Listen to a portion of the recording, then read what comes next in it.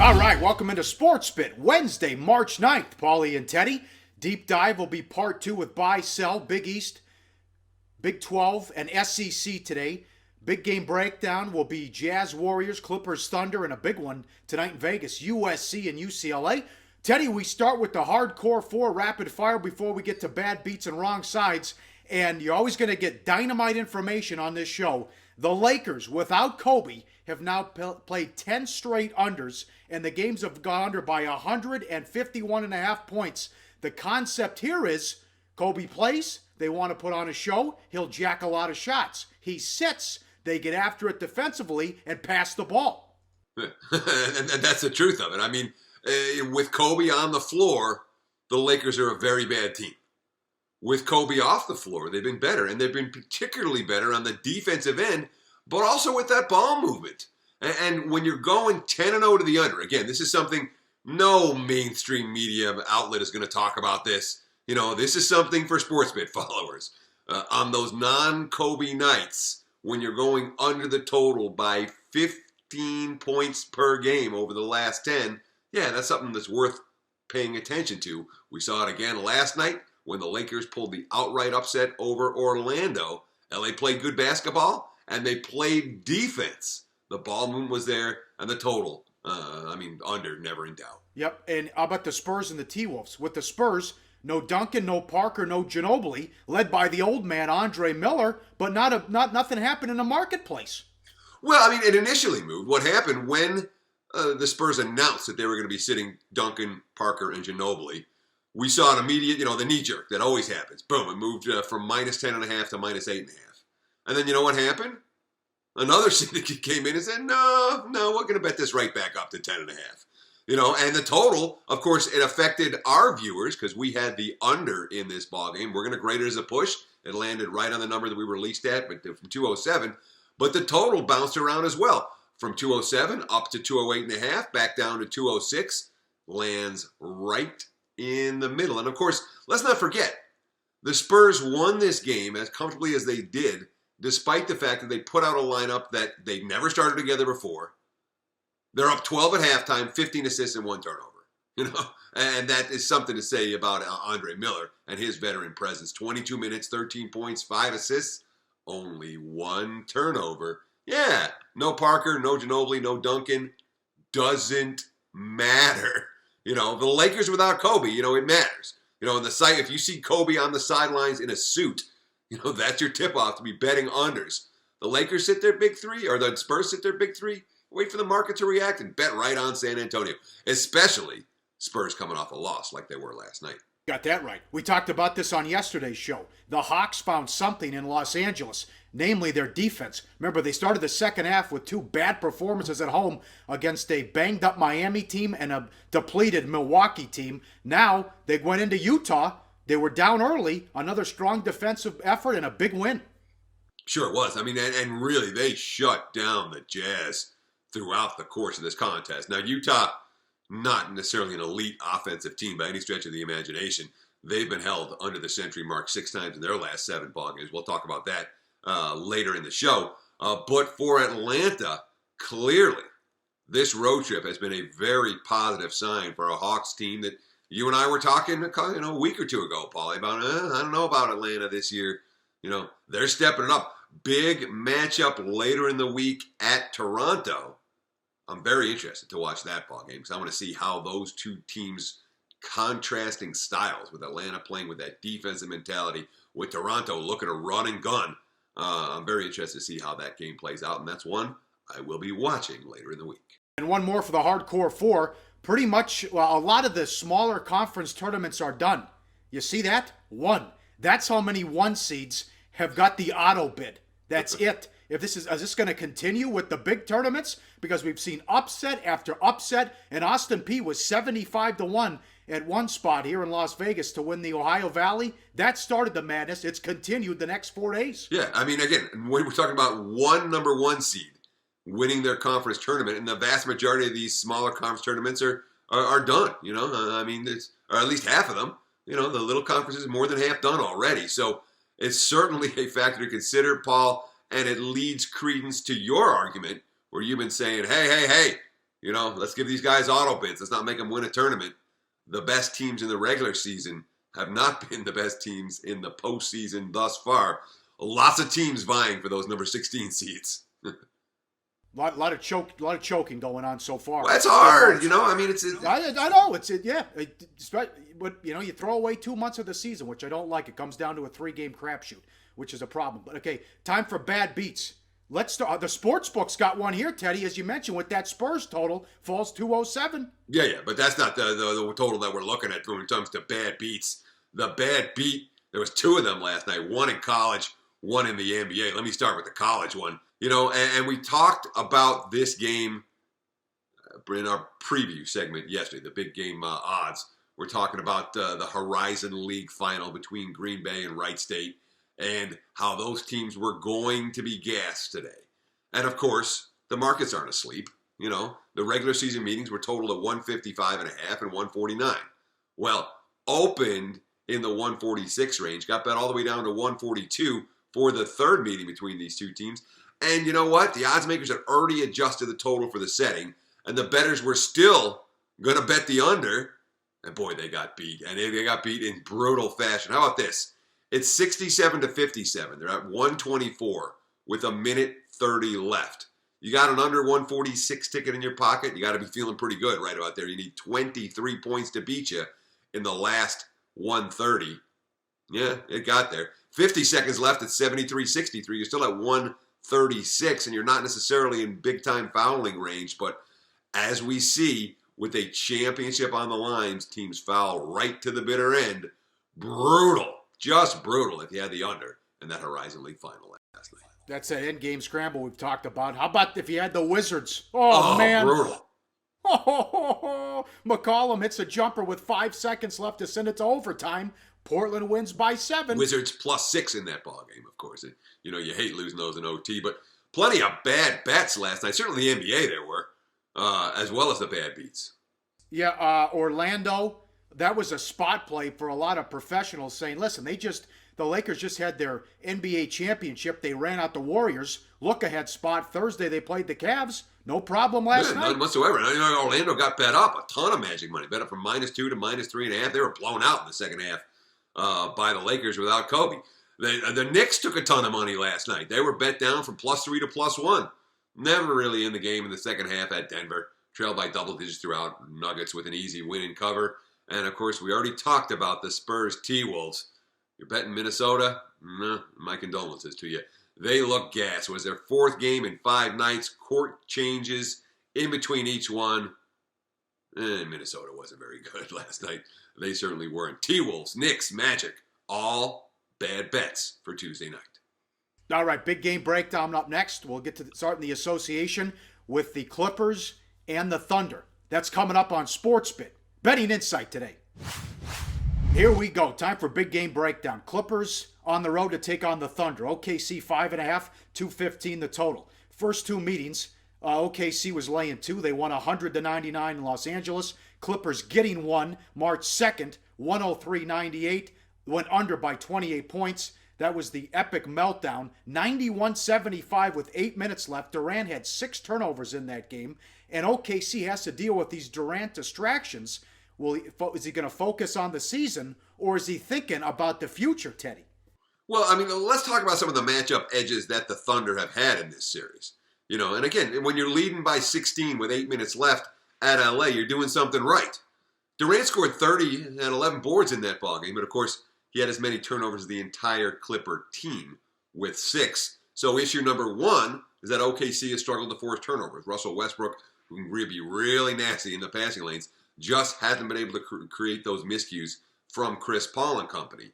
And the other real advantages we've had, and we've talked about this on the show a couple of times, Pauly, Oklahoma City won the battle of the boards by 18 last time out. You know, but of course they had 11 more turnovers. But that edge on the glass is something that OKC is going to have against just about every team. Of course, it hasn't really helped them when it comes to avoiding the late game meltdowns that have plagued this squad. But we really have to ask about Kevin Durant, you know. Is all of his focus on the rest of this season? Just look at this picture, you know, or is he looking more towards the future? And every single day I'm reading a Kevin Durant report somewhere where you have this beat reporter saying, oh, he's going to play, he wants to go to Washington, and this other guy saying, oh, he's going to go to Golden State, and on down the line. He may well stay in OKC. Nobody knows. Everyone's speculating. But the bottom line is, with these type of situations, tends to be more bad than good down the stretch. And I'm just fascinated. The Durant thing is fascinating to me because I genuinely have absolutely no idea where this guy's going to be playing next year. That being said, if you've enjoyed watching Westbrook and Durant as a duo together for the last, 7-8 years, enjoy the back half of this campaign. Make sure you watch this game tonight. Well, after the news came out yesterday that LeBron might leave Cleveland, if you're Durant, how do you not say, I'm packing my bags up. I'm going to play in the Eastern Conference, especially if he goes out in the second round this year against the Spurs. Where do you want to live? It's not a matter of where do you want to be. It's not a matter of titles. It's where do you want to live? Where do you want to raise your family? Where do you want to set up a home for yourself? And, there's something to be said for being in a place like Oklahoma City and not being in a major media market center.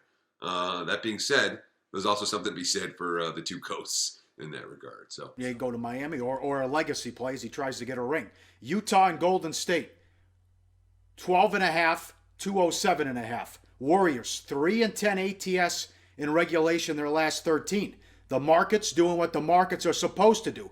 Keep a great team from cashing all these tickets. So not only 3-10 in the last 13 in regulation, minus 84.5 ATS, minus 6.5 points per game since February 1st, 0-4 ATS when laying doubles, and 0-3 ATS without Iguodala. He keeps these guys on track, Teddy. Yeah, he sure does. I mean, look at this photo. Iguodala has a way of keeping the team on track in so many different ways. It's not just his leadership. It's not just his defense. The team has better chemistry with Andre Iguodala on the floor than when he's on the sideline. And his status for tonight, very much in question. But you talk about this Warriors squad, and again, we're not talking about a tiny sample size here. Now we're talking about 13 games and failing to cover the number by an average of close to 7 points per game during that span. What do markets do, Paul? They adjust. They always adjust. Sometimes they lag behind. Sometimes it takes a little while. But after getting absolutely destroyed with Golden State money over the first half of the year, the betting markets and the books and the bettors have now consistently been overpricing Golden State. The Warriors have been a bad bet for the better part of the last month. They've been particularly bad laying double digits. But you know what? The Jazz have been a pretty bad bet too, I'll tell you what. Last night, shooting less than 35% from the floor. They commit 20 turnovers in a home loss to Atlanta. They've been held under 106 times their last 7 games. 0-6 straight up. 0-6 against the spread in those contests. And how about this for Utah? We're talking about them at the All-Star break as a potential bet-on team in the second half. Not so much. 3-7 straight up. 2-8 against the number since the All-Star break. The Jazz costing backers money every bit as much as Golden State in recent weeks. As usual, awesome numbers there. The final game, 6 o'clock tonight in Las Vegas. Huge game in the Pac-12 tournament. UCLA and USC. USC 2.5. They swept the Bruins during the regular season. They were up double digits, both games at halftime. 89-75 on the road, 80-61 at home. But careful now. They have not won a Pac-12 game away from Los Angeles since January 1st, and that was against Washington State, and they stink. The Cougars really were pretty bad this year. Yeah, USC has a major crisis of confidence. That being said, when it comes to this particular opponent, number one, USC's got a chip on their shoulder. They've been the little sister in basketball forever. And number two, the balance of power really has been shifting this year. The Trojans have showed no fear and running right through the Bruins. They've been able to win those games playing at their pace, scoring 89 in the first meeting, 80 in the second meeting. That's what USC wants to do. UCLA doesn't get to 80 these days. And boy, if you want to talk about a team that did not play well down the stretch, 0-4 straight up, 0-4 against the spread since beating Colorado back on February 20th, 2-9 straight up in their last 9 ball games. The other win came against Arizona State. They're not that good. Obviously. And when you look at the point spread numbers for the Bruins, they're not just bad. We're talking about a team that's 11-20 ATS for the year. That's ranked number 338 out of 344 teams that have played at least one line game this season.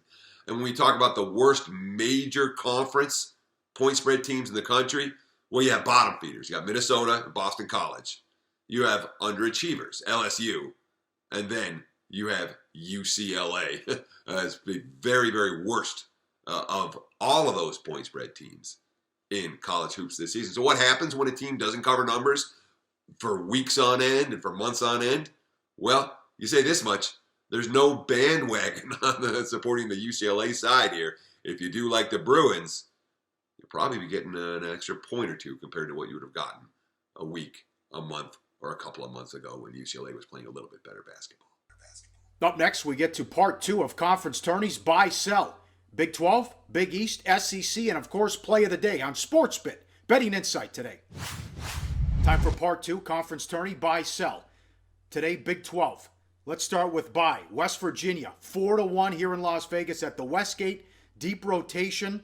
Huggins wants to go all out for the trophy. It would mean a lot to the school and a lot to the program. And when you're so deep and you see that press, well, we'll get to a couple teams coming up, but it could wear these teams down. Big edge to West Virginia there, Teddy.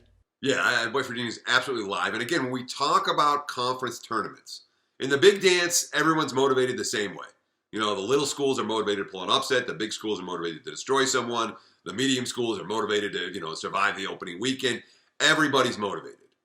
When it comes to conference tournaments, boy, there's a big difference in motivation between one team and the next. There's a big difference in motivation between one coach and the next. And you talk about Huggy Bear and how important this would be to West Virginia as a program, as a school. They give a shit, and that's the bottom line for the Mountaineers. Plus 400, and again, I didn't, that you can find dramatic differences from one sportsbook to the next when it comes to these lines. West Virginia may be a team worth taking a look at a future bet. How about Texas? Here's great value, 15-1. Oh, yeah, and look, Shaka Smart, again, you talk about a coach that wants this. Shaka Smart wants this, And plus, Texas, who's been dealt with the injury, the significant injury to, if not their best player, one of their best players in Cameron Ridley. Well, guess what? Ridley's been cleared to practice. Ridley's been cleared to play.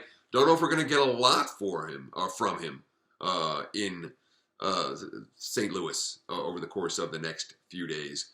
But anything from Cameron Ridley helps Texas big time. We're talking about a guy who is number 2 in scoring, 12.5 points per game, number 1 in rebounding on the team with 10 boards per game, and 3.5 blocks per game when he was healthy. He's been hurt for the better part of 2 months. It may not be an easy transition, but Ridley back on the floor at plus 1,500. Yeah, I got to look at the Longhorns as being live in the Big 12. Let's sell a couple of teams here, Kansas and Oklahoma. Kansas, $1.10. Hey, mission accomplished. You're the 1 seed. You're probably the number 1 overall seed in the tournament. No reason to go balls out here. And you've been talking about this a lot on the show with Oklahoma. They're 3.5-1. He's a nice guy, a hell of a coach. I've interviewed him many times. Lon Kruger, put the pride aside. You're running out of gas. You're struggling. Get the rest. Go out early. And again, look at the number for the Jayhawks. The Jayhawks are basically pick 'em versus the field here. I don't know that it would be in Bill Self's best interest to go balls to the wall to win this title. Kansas has bigger fish to fry than winning a Big 12 tournament.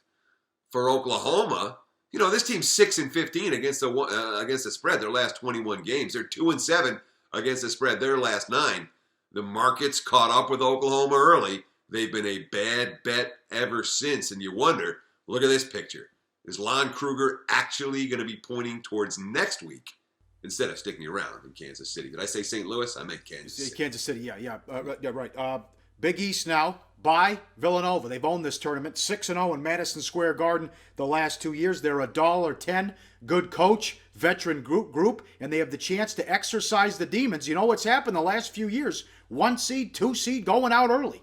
Yeah, I mean, Nova is the type of team, and I did an interview with Ed Feng, formerly from Grantland.com. He's a guy who does a lot of advanced metric stuff, and he talked about Villanova particularly as the type of team that you don't want to be betting on to make a deep run once the big dance starts because they're too reliant on the three-pointer. That being said, for the purpose of this tournament at Madison Square Garden, where they played so well in recent years, and against a Big East that, is Xavier's good. There's not that many other good teams, really good teams in that conference. Nova deserves to be the chalk here. And again, it's a veteran team. There's a lot of pride for this squad. And boy, they came in off, you could say, the best possible tune-up in the final week of the regular season. They blow out DePaul. They blow out Georgetown by both double-digit margins of victory. They're coming in here fresh and confident.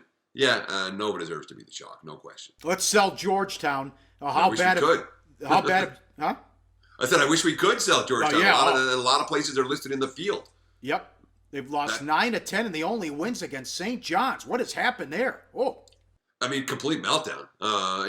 Everything has fallen apart for Georgetown. And again, this is a name. It's a branded school. We all remember the Patrick Ewing era. We remember some success they had last decade. John Thompson III has not enjoyed the success that John Thompson II has enjoyed. Their defensive effort just hasn't been there. I mean, they have allowed at least 80 points in regulation in each of the last 4 games. They've lost their heart. I would think they should beat DePaul in the opener. But this team is priced at all based on past reputation.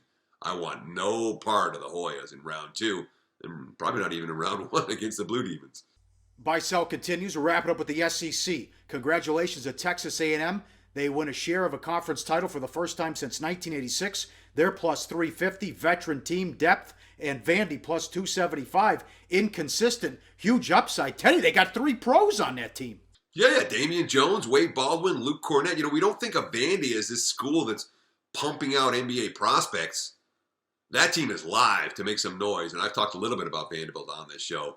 I've been pretty impressed with Kevin Stallings' squad down the stretch. They did play their best basketball in late February heading into the tournament, and unfortunately it's priced into the market here, both A&M and Vandy. You would think with Kentucky at even money that the prices for these two schools might be a little bit higher, but that's just not the case. That being said, we'll talk about Kentucky in a minute. If we're buying, A&M or Vandy are the only 2 choices for me. Those schools, they're coming to play. They've got something to prove.